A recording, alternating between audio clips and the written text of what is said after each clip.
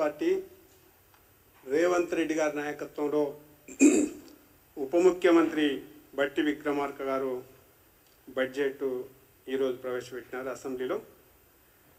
దాంట్లో పోయిన సంవత్సరం బడ్జెట్ కంటే 2024-25 బడ్జెట్ 2,91,191 కోట్లు, 25-26లో 3,04,965 కోట్లు. దీంట్లో మనం శాతంగా చూసుకుంటే 4 పాయింట్ సంథింగ్ బడ్జెట్ను పెంచిరు తప్ప సేమ్ టు సేమ్ కింది నుంచి మీ దాకా లెక్కలు చూస్తే ఆ పెంచిన దాన్ని అన్ని పద్ధతులకు పంచిరు. అంతకు మించి బడ్జెట్లో చేసింది ఏమీ లేదు.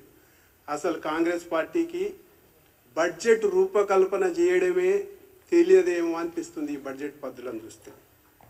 ముఖ్యంగా బడ్జెట్కు ఒక లక్ష్యం లేదు, ఈ బడ్జెట్కు ఒక స్ట్రాటజీ లేదు. మొత్తం మీరు చూడండి, ఇక్కడ ఎవడైనా తలతి అప్పుల రాష్ట్రం అని చెప్పుకుంటున్నాడు. 7 లక్షల కోట్ల అప్పు గత ప్రభుత్వం చేసింది. ఇప్పుడు వచ్చినటువంటి మేము 1,52,000 కోట్ల అప్పు చేసినాం 15 నెలల కాలంలో అని చెప్పిండు. అప్పులలో తేలుతున్నటువంటి రాష్ట్రానికి రెవెన్యూ మిగులు 2,738 కోట్లని చూపించాడు. అప్పులు ఒక సైడ్ చూపిస్తున్నావు, రెవెన్యూ మిగులని చూపిస్తాము. తర్వాత ఇంకొక ముఖ్యమైనటువంటి పాయింట్, ద్రవ్య లోటు 54,000 కోట్ల రూపాయలు చూపిస్తున్నావు. ద్రవ్యలోటు 54,000 కోట్ల రూపాయలు, 3 లక్షల కోట్ల బడ్జెట్లా నువ్వు ద్రవ్యలోటు 54,000 కోట్ల రూపాయలు చూపిస్తున్నావు. అంటే 54,000 కోట్ల రూపాయలు నువ్వు ఖర్చు పెట్టేటువంటి అవకాశమే లేదు ఈ బడ్జెట్లా. అంటే నువ్వు 2 లక్షల సంథింగ్ కోట్లకే నువ్వు బడ్జెట్ రూపకల్పన చేస్తున్నట్టు. అంటే ఈ బడ్జెట్లో న్యాయం లేదు, నిజాయితీ లేదు, వాస్తవం లేదు, స్పష్టత లేదు, స్వచ్ఛత లేదు. దీంతోపాటు ఎవడన్నా రెవెన్యూ లోటు ఉన్న రాష్ట్రంలో రెవెన్యూ మిగులు చూపించేటువంటి బడ్జెట్ ఎక్కడ ఉండదు. ఇంత దరిద్రం ఈ కాంగ్రెస్ పార్టీ చేస్తుంది తప్ప ఎవరు చేస్తలేరు. రెవెన్యూ లోటు చూపిస్తుంటావు, రెవెన్యూ మిగులు చూపిస్తుంటావు. ఇది ఎక్కడి బడ్జెట్? ఎట్లా తయారు చేసిర్రు?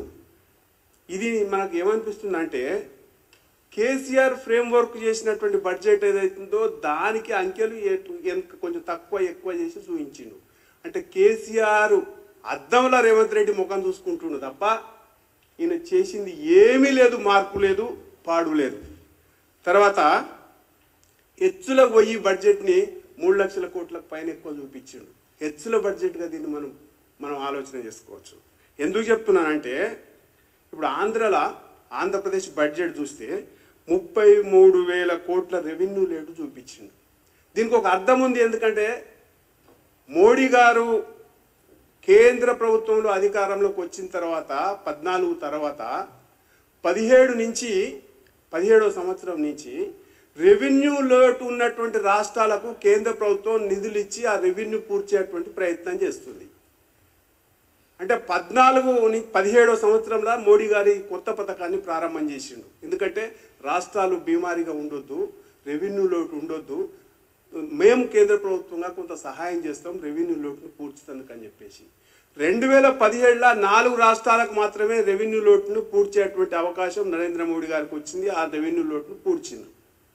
అయితే ఇప్పుడు రెవెన్యూ లోటు 17 రాష్ట్రాలకు పూడుస్తూ ఉన్నారు కేంద్ర ప్రభుత్వం, నరేంద్ర మోడీ గారి ప్రభుత్వం. కనీసము రెవెన్యూ లోటుని వాస్తవంగా ఒప్పుకోకుండా ఎచ్చులకు పోయిన కారణంగా ఇవాళ ఈ రాష్ట్రం నష్టపోతుందనేటువంటి విషయం స్పష్టం చేయదలుచుకున్నాం. నేను ఆంధ్రప్రదేశ్ గురించి ఎందుకు చెప్పినంటే 37,000 కోట్ల రెవెన్యూ లోటును కేంద్ర ప్రభుత్వం తీరుస్తూ ఉంది.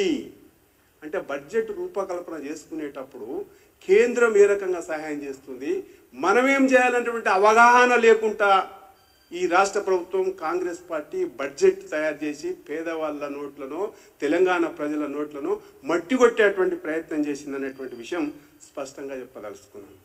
6 గ్యారంటీలకు సంబంధించినటువంటి అమలుకు సంబంధించినటువంటి ఏ స్పష్టత ఈ బడ్జెట్లో ప్రవేశపెట్టలేదు.